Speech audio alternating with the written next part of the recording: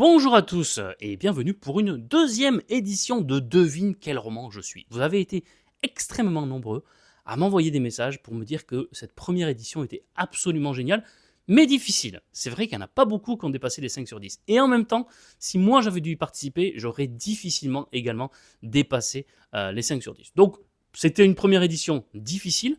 Celle-ci sera plus facile. Je vais vous expliquer le concept. Je vais vous donner 10 titres de romans mais par leur contraire, ou en tout cas par leur envers. Vous savez, un peu comme à l'époque où il y avait le jeu Pyramide, où on disait un mot, il fallait découvrir un autre mot. Mais là, c'est pareil, je vais vous donner un titre de roman inventé, qui sera souvent soit le contraire, l'inverse du titre d'origine, et vous devez trouver quel est le titre d'origine. Je ne sais pas moi, je vais prendre un exemple au hasard. Si je vous dis par exemple, je ne sais pas moi, allez, l'hiver moche. Bon, le contraire, c'est le bel été, livre de Cesare Pavese. Bon, vous voyez, vous avez à peu près compris le principe. Donc, à chaque fois, vous aurez, comme la dernière fois, 5 secondes pour réfléchir. Et évidemment que je mets la réponse après, parce que sinon, c'est pas drôle, et puis je vais pas vous laisser sans réponse. Et vous me dites évidemment en commentaire les scores que vous aurez. Normalement, mais peut-être que je me trompe, et on verra pour la troisième édition, mais normalement, là, c'est plus facile. Parce que même si on ne connaît pas le roman d'origine, par l'intuition, on peut quand même finir par trouver le titre dont on parle. Voilà. Donc, je vous laisse, c'est parti, devine quel roman je suis, de quel contraire est le titre que je vais vous donner. Alors le premier, les hommes ont faim.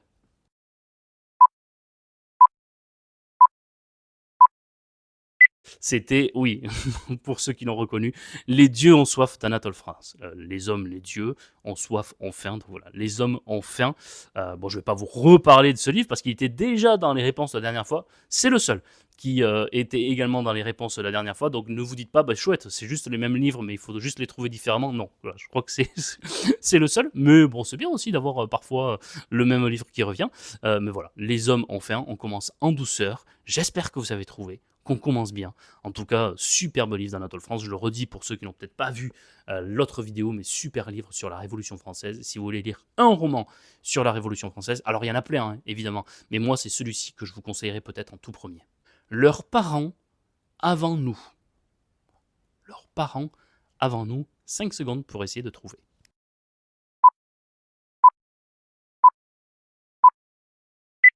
C'était un livre de Nicolas Mathieu, Leurs enfants après eux. Voilà, paru chez Actes Sud, là, dans sa collection Babel. On est vraiment dans les années 90, des zones industrielles, des enfants qui grandissent dans ces zones, ce qu'on appelle la France périphérique, mais dans ces zones où presque ils s'ennuient parce qu'il n'y a rien, ils n'ont pas la plage, ils n'ont pas la montagne, et ils s'ennuient dans des vastes zones industrielles, il fait super chaud. Et donc, avec ce livre, c'est une histoire de génération. Comment on grandit ces gens-là, comment on grandit ces enfants-là, qui se sentent presque abandonnés dans ces territoires dans lesquels ils ont grandi. Et donc, on va les voir grandir, évoluer au fil des années. C'est un roman vraiment que j'ai trouvé passionnant. Je sais qu'il y a eu un film il n'y a pas longtemps. Je l'ai lu avant que Les Mémoires d'Adrien n'existent, me semble-t-il. Donc, je ne vous en avais pas parlé sur cette chaîne.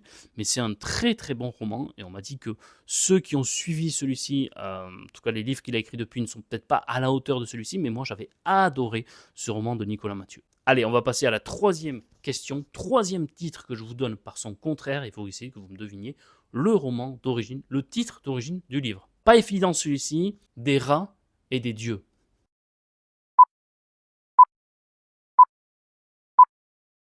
Alors, c'était des souris, des rats, et des hommes pour des dieux. Voilà. Donc, des souris et des hommes, cet immense chef-d'œuvre de John Steinbeck. Voilà. Moi, j'adore, et puis en général, je le conseille souvent. Donc, je vous montre en même temps des livres que je recommande. Donc, c'est en même temps qu'on joue, vous avez quelques petites recommandations. Pour ceux qui ne l'ont toujours pas lu, vraiment, c'est un conseil que je peux vous donner. Voilà. C'est un des très très grands chefs-d'œuvre pour moi de la littérature de John Steinbeck. Joseph Kessel nous dit, regardez, il y a le quatrième de couverture, Joseph Kessel en dit: l'amitié informe et invincible nouée entre Lenny, le doux colosse innocent aux mains dévastatrices, et son copain Georges, petit homme aigu, a une beauté, une puissance de mythe. Enfin, ça, c'est les mots de Joseph Kessel pour parler de ce livre. Quatrième question, quatrième titre à deviner, la réalité d'une journée d'hiver. La réalité d'une journée d'hiver.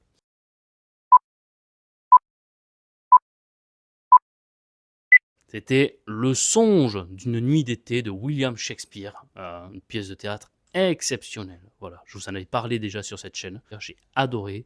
Je l'ai lu récemment, là, comme je vous le disais dans la vidéo dans laquelle j'en ai parlé, et elle est de suite parmi mes pièces de théâtre préférées de tous les temps. Allez, prochaine question, un petit indice quand même qui va s'afficher sur vos écrans. Ça fait un peu question pour un champion, l'indice en bas de l'écran pour vous qui êtes à la maison. Allez, c'est parti. Au fond du feu.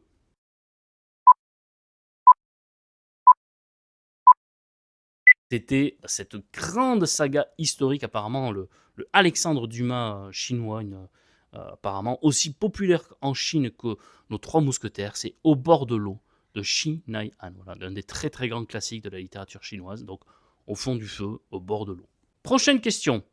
La futilité d'être une girouette.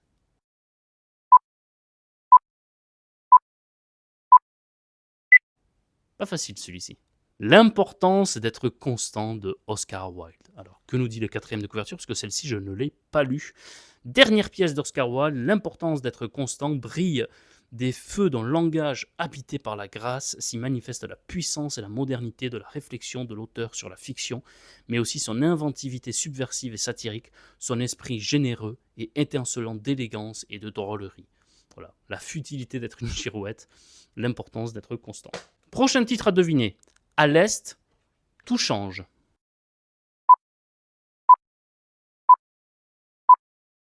C'était évidemment ce livre sur la Première Guerre mondiale que je vous ai présenté récemment parce que je l'ai acheté, je ne l'ai toujours pas lu. À l'Ouest, rien de nouveau de Éric Maria Remarque. Voilà, sur la Première Guerre mondiale, côté allemand, donc à l'Est tout a changé, donc tout change. À l'Ouest, rien de nouveau. Prochaine question. La tristesse de mourir.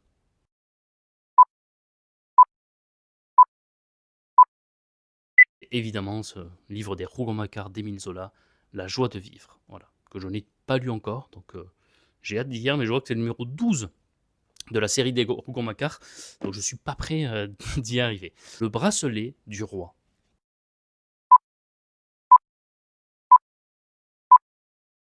C'était Le collier de la reine d'Alexandre Dumas, sur cette affaire du collier lié à Marie-Antoinette. On est vraiment dans cette cour de la fin d'Ancien Régime. On est en 1786 avec la plume d'Alexandre Dumas, le côté épique, les affaires de cour, les histoires d'amour également dans la cour, au milieu de toutes ces histoires, de ce complot de l'affaire du collier. C'est vraiment un livre génial que je vous recommande. Et il en reste un, le dernier, Les riches.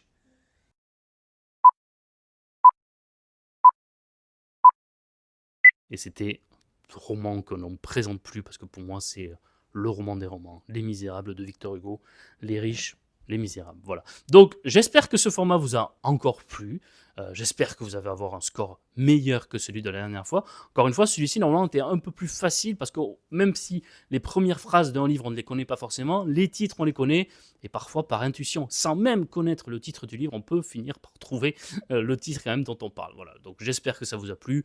À l'approche de l'été, un côté un peu ludique qui permet quand même de parler de littérature et de vous montrer quelques recommandations littéraires. C'est toujours chouette. Prenez soin de vous, lisez des livres et à très très très bientôt vraiment sur cette chaîne des Mémoires d'Adrien. Au revoir, allez ciao.